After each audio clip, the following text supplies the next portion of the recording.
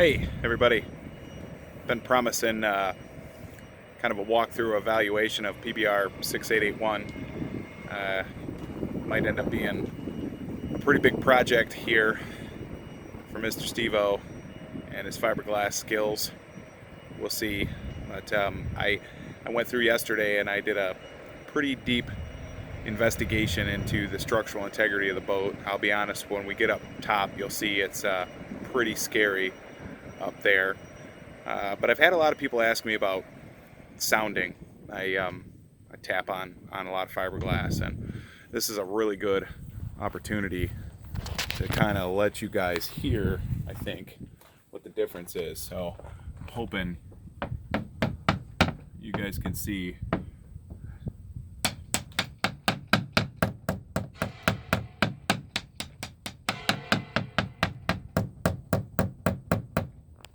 You know, it's dead thud.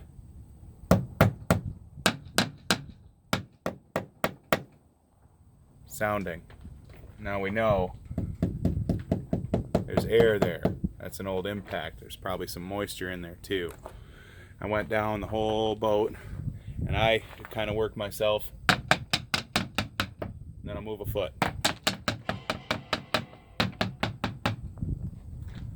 Some softness in there, but it's a 1970s polyester boat.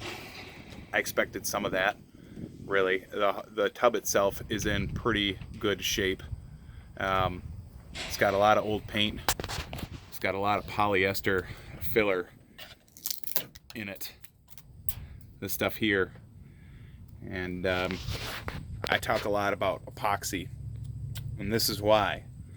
Polyester on the molecular level will let water pass through it and lead to delamination and blister issues.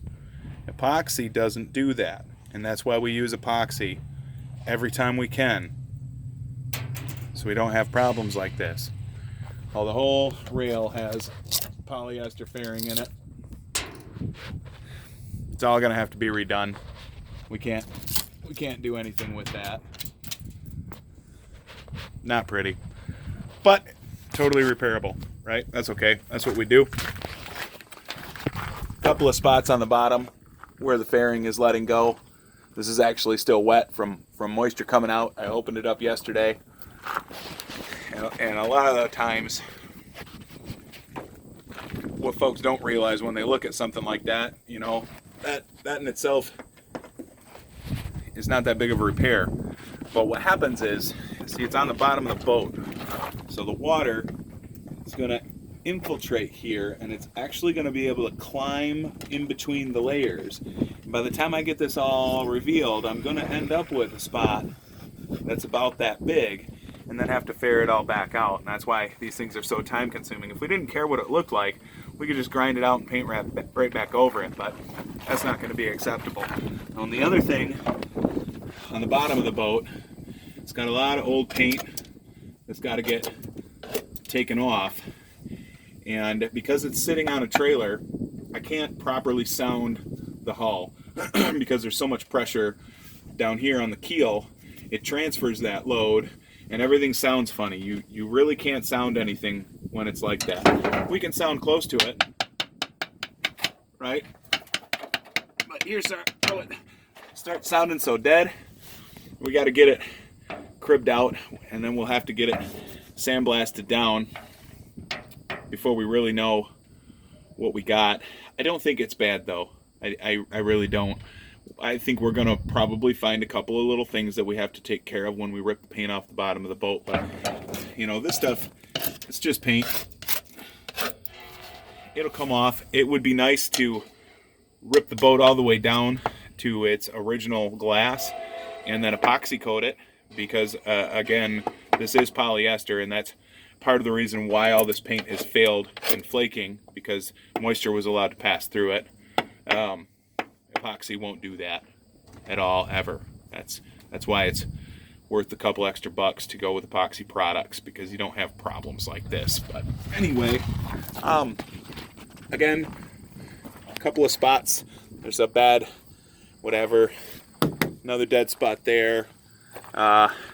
This again is more polyester compound that's kind of letting go. Moisture's gotten behind it. Hear it?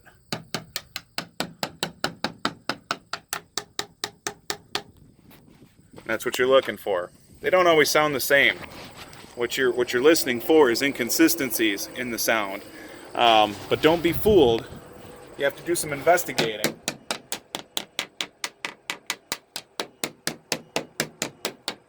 Hear that? That's not delamination. That's a bulkhead, right? So when you have to kind of use a little intuition, a little logic when you're doing it. It's not foolproof, you know, and you do it a couple of times. You use your logic, you'll get the hang of it. The back of the boat pretty much looks like the bottom of the boat. That's kind of icky, but no big deal. Just got a little war wound right there. Again, no big deal. Stuff I was planning on. And in the process of sounding the hull, though, I found a bad spot right here. And, yeah. So this one will take some work because, again, it's on the bottom of the boat. So it's got the weight of the boat pushing down on it all the time. And it wouldn't surprise me to have to grind out quite a bit because anywhere that the glass is coming apart, it's going to leave a soft spot, which can eventually break. And this is below the water line. If that repair isn't done properly, that folks will sink a boat. We don't want to sink a boat. I don't want to sink a boat ever, unless we were going to turn it into a coral reef. That's pretty much the only spot in the chime. Again,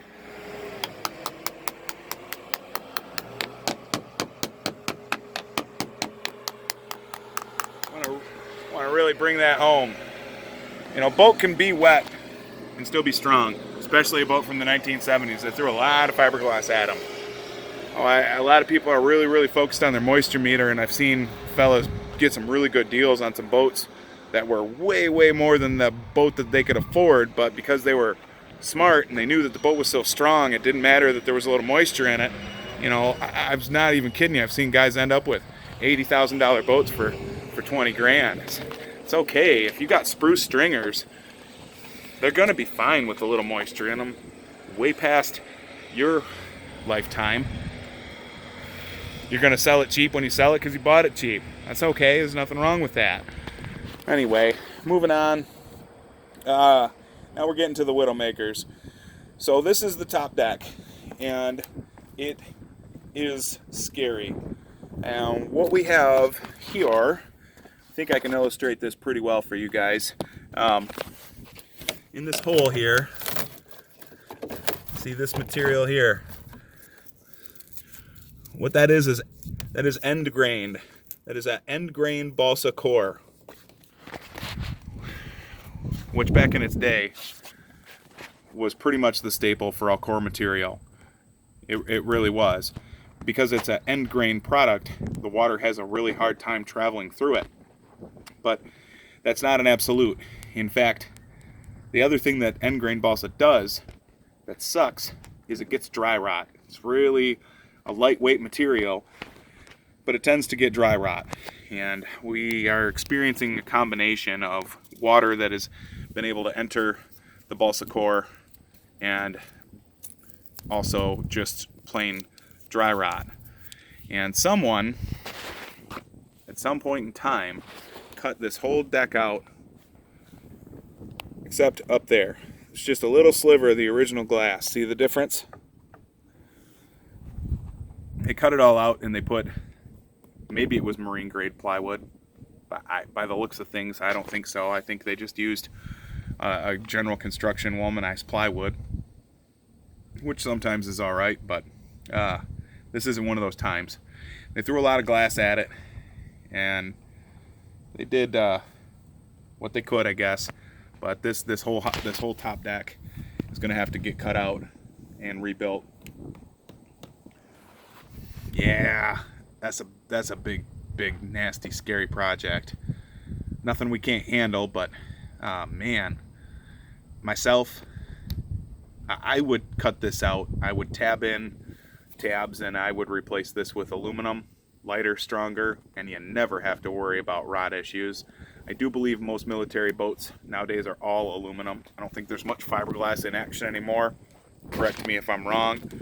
The top of the boat is in pretty decent shape. It's certainly usable. It does have some body work that needs to be done on it. It has some holes that needs to be filled. This, we're going to remove that and put steel. I know that my friend Robert has some shield steel. Look at this. This is why we don't like plywood.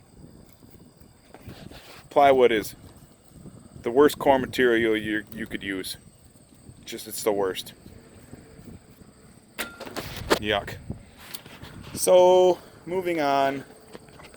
We'll start, I suppose, at the back of the boat. pbr6881, you may or may not be familiar with. Had some problems back here in the ribs. These are an open cell foam core rib, which is pretty cool. However, they didn't throw a lot of fiberglass at these ribs when they built them. They break. So we got one that's been repaired here. They didn't do a very nice job repairing it. This one over here has got a crack. It's still broken. I do believe I can just use that as a mold, smooth it, grind it out, and just lay another layer over it. The rest of them seem like they're in halfway decent condition. However, it's a disaster here, and this is clearly a weak point in the boat.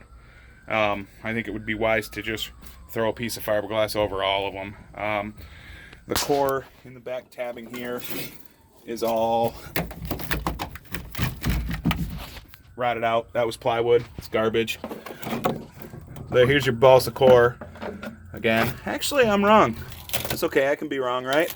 That is plywood. There's more of your plywood core, and that's what it turns into. Look at that. So we're gonna have to cut all that out, rebuild that. Again, not the end of the world. It's stuff we're certainly capable of. The engine hatches, I'm not sure, are fixable. They're really, really rough. They have a plywood core and they're full of water.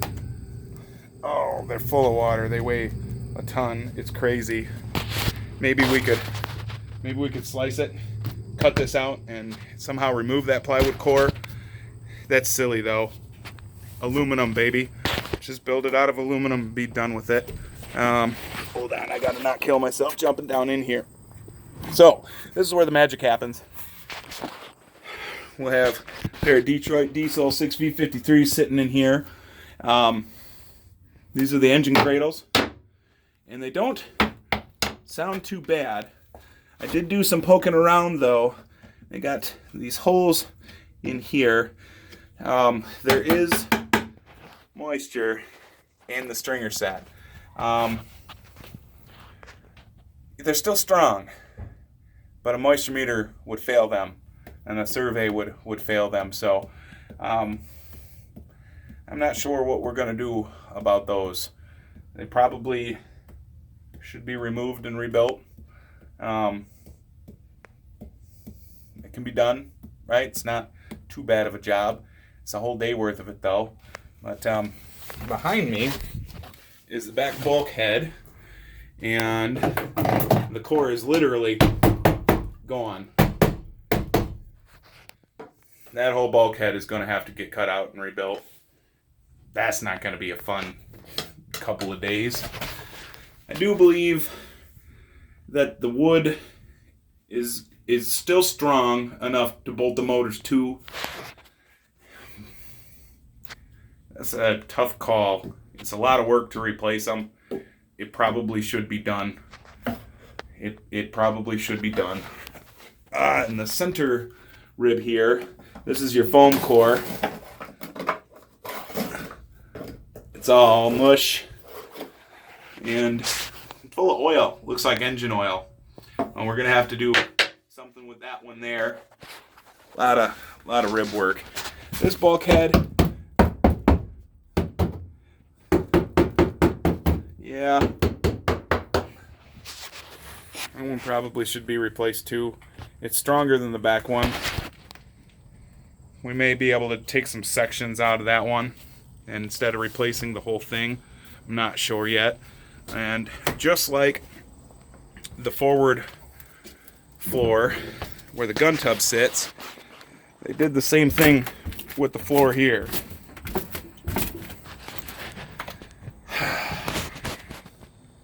I can't tell you enough how terrible plywood is as a core material. But these guys, they really took the cake. Not only did they use plywood, not only did they not use marine grade plywood, they didn't even put any fiberglass in the bottom. Look at that, they got exposed 2x4s in there. You can see all the rot from the bottom side. It's all got to get removed.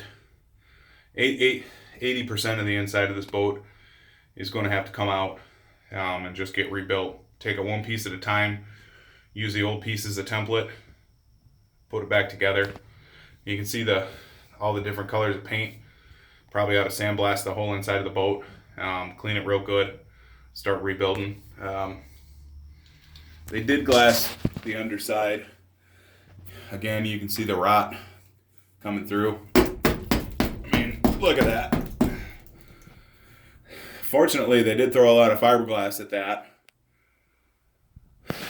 If they would have used a quality core material, that probably would have lasted a little longer. I don't think they used marine ply. I think they used womanized lumber and they used polyester. If they would have done it in marine ply and they would have done it with epoxy, it probably would have lasted the rest of this boat's life. If you get a crack in the top layer of epoxy, it can let water through. So, you know, there's potential failure there, and that's why I myself would use aluminum. But I guess the last thing we'll go over here is the rib set in here. They're in rough shape. There's failed tabbing here. It's all cracked along there. That crack is, I don't know, 18 inches or so. It's failed up here as well. Again, these are open cell foam on the inside. I've had a couple of them opened up on 7331 and put them back together. I could probably do this whole set of ribs in a day. But there's a day of cleaning in here before I can even do that. You know, the fiberglass work itself, grinding and laying glass, yeah, that's probably a day worth of work. But we got all this. So, you know, condition wise, it's rough. It's rough. It's really rough. This is going to be a hell of a project, but it's totally doable, and it is certainly manageable. We're going to have to start from the bottom and work our way up, from the back and work our way forward, or vice versa. You just got to start somewhere and go. Pick your products, pick your process, and start rebuilding and fixing. You know, we'll see if we can breathe life back into this one yet. All right, I hope you guys learned a little bit about how to survey a boat. We went over a lot of different core materials. So we got the balsa core, we got the foam core. I gotta put my fingers in front of you. You can't see that I'm counting, and I gotta have the visual reference. I can't count without my fingers. Anyway, balsa core, plywood core. We got a spruce core in the stringers, and then we got an open cell foam core in these ribs. I cannot tell you with any definity whether or not this is a marine grade ply that I'm seeing here. I doubt it with the amount of rot that's here. I mean, it's just garbage. There's nothing salvageable in plywood on this boat. It's all got to go. I think that the proper approach here would be to template everything that is going to get removed. I would remove it, and then I would sandblast the bottom, the very bottom of the boat. I would leave the sides to be hand tooled. I would do those with my 18-inch boogie board. Maybe we can get an air compressor out here, and I can start ripping it flat. Get it in some primer, right? And then just move on and go on to structural stuff. You know, we'll see. We'll see. It's a lot of work here.